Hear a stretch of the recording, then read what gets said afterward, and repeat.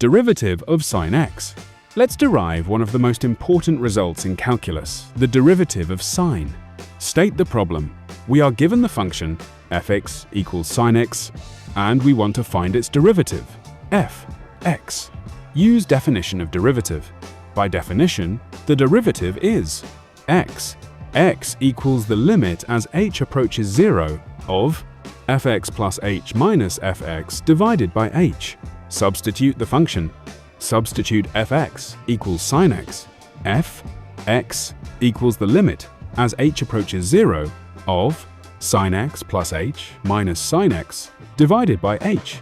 Apply trigonometric identity.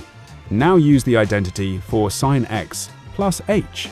Sin x plus h equals sin x plus h plus cosine x. Substitute identity into limit. Substitute this into the expression x equals the limit as h approaches 0 of sin x cosine plus cosine x sin x divided by h. Rearrange terms. Group the terms carefully. Equals limit as h approaches 0 of sin x cosine x 1 plus cosine x divided by h. Split the limit.